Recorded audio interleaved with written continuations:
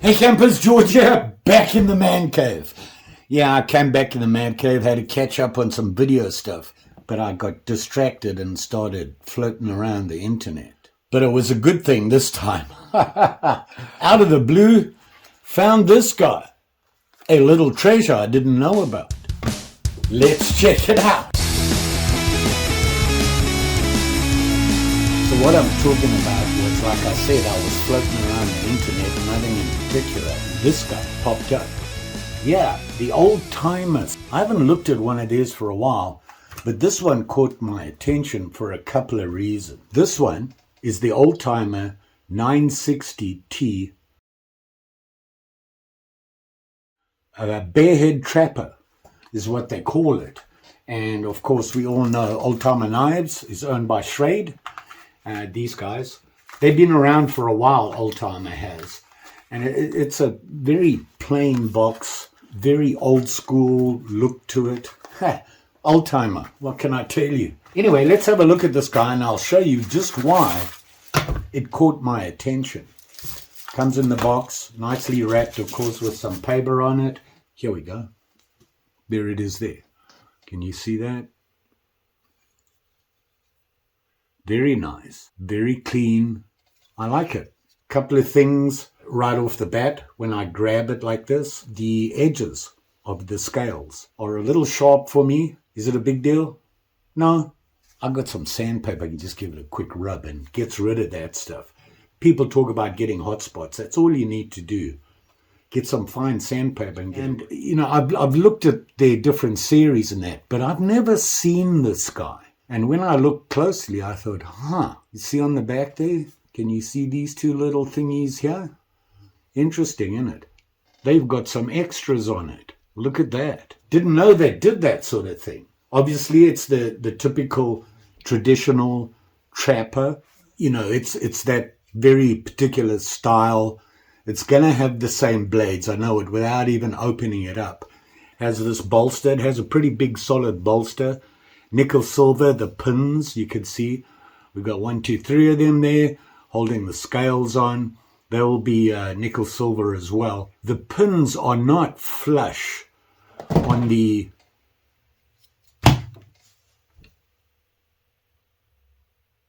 You see that?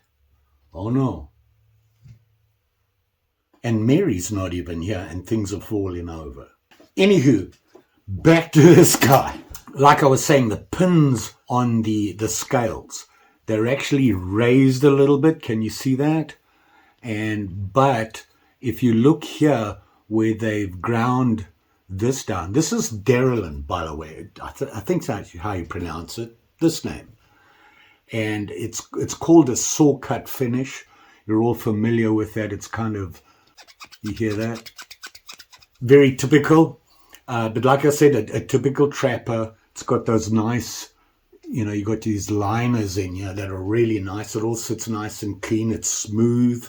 I like it. And, you know, you come to expect this from, you know, like Old Timer and all those guys. We all know it. They all have that familiar look and they have the traditional series. Let's have a look at it because this is pretty cool.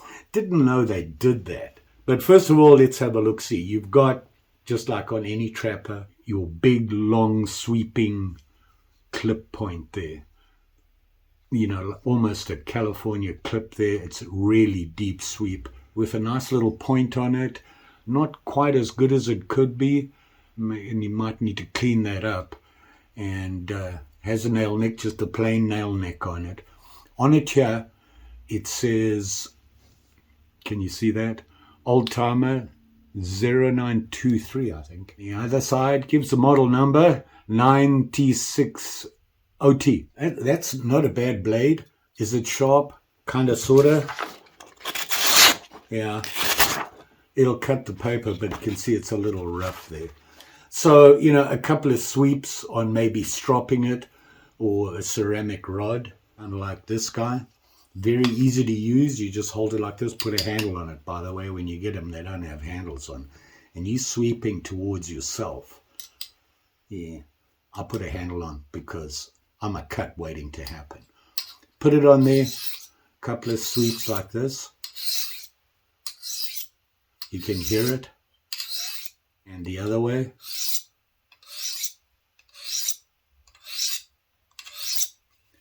And you want to feel, I've still got a bit of the curly edge on there. Maybe it'll cut better now. Much better. So it doesn't take a lot to clean them up. And like I said, maybe a little sandpaper. I might do that before we're done. Now, this is a slip joint. Does not lock in. And it actually doesn't have a 90-degree stop. And here's the other blade, and we all know what that is, right? Look at that. Really long blades on this thing. And this is a Spay, obviously. They do have the choil. This one has nothing on the ricasso here. You know, you got a nice little choil there. So same thing again, couple of sweeps. Remember to be careful when you're cutting towards yourself like this, while slicing or, you know, swiping towards yourself. Let's see what we can do now. Yeah, I probably made it worse. Oh no, George, you're back at the tricks again. Ah! Anyway, you're meant to use a ceramic rod and clean it up, and that's meant to work for everybody else. Let's give it a try again. I hate that. I maybe didn't get that little curl off of it. Yeah, there we go. Much better. Not that. Your Spay blade. Very nice. Like it. It's nice and long. Look at it in my hand there. It's a really long, good for skinning. Your clip, which has that nice pointy thing with a nice slicey blade on it. So, typical trapper blades. The spring is not that hard. It's stiff, if you know what I mean. It feels stiff.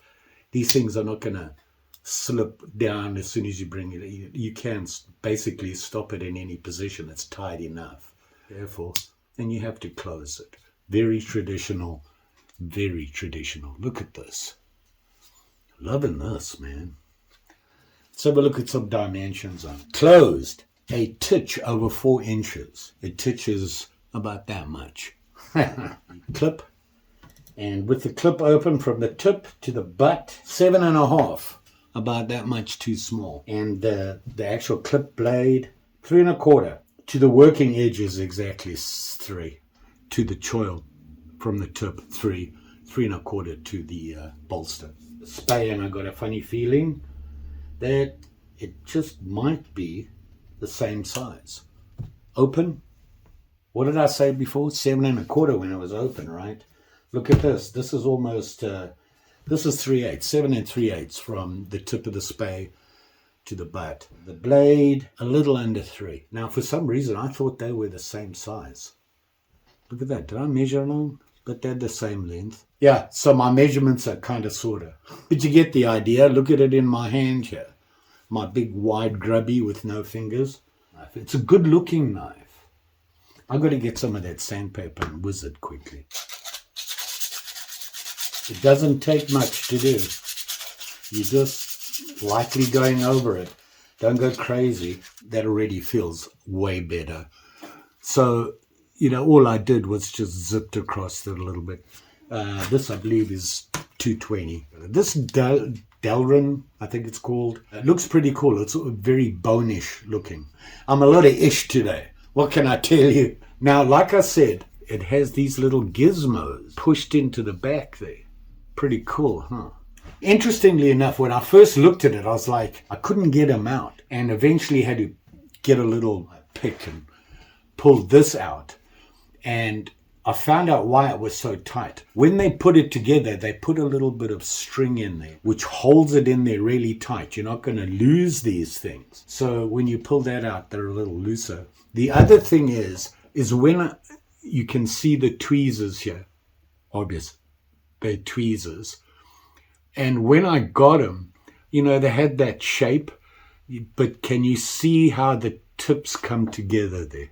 Right at the top, they kind of bent in. I did that. When they came, they were just simply flat. That doesn't work for me. And actually were a slightly different length. All I did was just got a pair of side cutters, snipped off the tops there, got a long nose, and just gave them a little twist in so you can get a more... I mean, they're not great, and ideally you want to what you can do is you get a pencil or something and put it between you and squeeze on the blade so you get more of a bow on this, which gives you a little bit more tension. There's still a slight gap at the end here, and I have them squeezed tightly together. So I need to do that. Let me find something. So what I'm talking about is you open them up like this, put a pencil in, and just squeeze the ends here to get it to bow around. So you get a bit of a bow like that. Now I've got a lot of tension on them. That point comes together really nicely, and I've got grip on it. The problem is will it fit back in? Look at that. The other thing it does is it doesn't come out that easily when you do that. It sits in there way tighter. You can see here. It's nice and tight in there, and you can get them out, and they've still got that bend in them. And on the other side, I had a real problem trying to get this out. I had that piece of string in there, took that out, so now it's a little bit easier to access. You see that it's got like a little gap there, and pull it out. And this is a field pick. That's what they call it. It's not a toothpick. Okay, well, it could be. You could clean your nails with it. It's kind of sharp. And you could use this for poking holes in things, to tie something up, put string through or something, tie it up. Kind of like a needle. Pretty cool, actually. And the way that is designed, if you look at it, it looks square, right? It's not. It's actually slightly oblong. So when you try to push it in, if you have it in wrong, like this, up against the piece there, it's actually up against the scale. If I turn it 90 degrees, just like that. So there's only one way to put it in, and it also seems a lot tighter when you do that. Don't try and force it in, because you're going to bend the needle. And those two things is what got me to buy this. Should we test it on a piece of wood? I'm going to use, I'm not a clip fan, and I'm going to use the Spay. This used to be my pack hanger. I forget what I was doing, but I broke it. Now it becomes a knife test. And it's a pretty hard wood.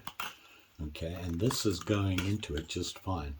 Now, this is not a whittling blade. Way too long. Can use it to whittle. And you'd have to use this area here. You have a lot better control. You're using your thumb to push, and this to gauge the depth of the cut. So you can go up and down like this to make it a thinner cut. And I'm using my thumb to push the blade, or you can turn it deeper and get a deeper cut.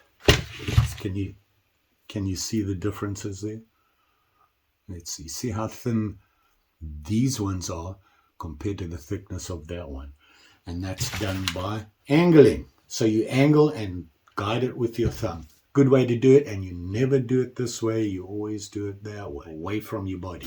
I'm going through a safety issue right now. I've had way too many nicks, cuts, and things on my fingers lately, and they get dry in the cold weather, and they tend to crack, and that little nick becomes a long nick. So now I'm giving away safety tips on what not to do because I did it. But you can see it cuts wood. Well, it still cuts the paper now. Yeah, it still cuts. Forgot to tell you, the steel, high carbon stainless, 7CR, I think is what they said it was. So you can see it there.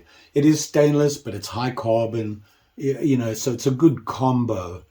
Not the best, but for a knife like this, it'll work. Look how long those blades look. Even the badge on there is very nice. Old timer. I can't see what it says there. Established 1958. Can you see that? I don't know if you'll be able to see that. Right underneath the old timer. Very cool. You know, they say it's a satin finish. Kind of sort of looks satinish. Not a true satin, but they are finished nicely. When they do it like this, it actually looks carbon. The blade looks like it's made of carbon. It doesn't have that bright. I like this. How much did I pay for it? That much. That's not bad. You know, I would say that 90% of the folding knives, the decent ones that I own, you know, the ones from Rough Rider, I'm a big Rough Rider fan, are around about the $20 mark. So this is right there. And, you know, this is as good a quality as Rough Rider, and it's a budget knife. Very traditional, and of course it's a trapper. Why they call it a Bearhead Trapper, I don't know if they mean bear head or a bear, as in bear. I don't know, and I suspect it has something to do with the bolster. That bolster is almost to the point of Barlow-ish. It's nice to have this one, and it really strengthens your pivot point. You will be safe out there, especially with these guys. You're out trudging there, hunting some little stuff, and you find some and you want to slice it up right there and then because you might want to eat it because you're hungry. You've been trudging. Be careful. These are sharp and shiny. Just saying. Don't forget, like, share, subscribe. You know the story. Yeah, I'm pretty sure I'll be back again. Why? I've just done a bunch of videos, so I think I'm coming up. I'll be trying something different with my shorts, the way I make them, and I'm actually editing them outside of my phone. I thought that was the only way I could do it. I have found a way to do it on a computer on my desk now without losing that up-down vertical format. So I've figured that out. A little program on your PC, and it's called Clipchamp, I think. Works pretty well. Very basic, but it works, and it works pretty good. You can, you know, it doesn't have anything fancy on it, but it does what you need. A lot better. I feel a little bit better about my shorts. I'm not a shorts guy. As you can tell, this video is now at like, I don't know, a lot of minutes. But I appreciate you watching and all the support you guys give me. And I'll see you again soon. Bye.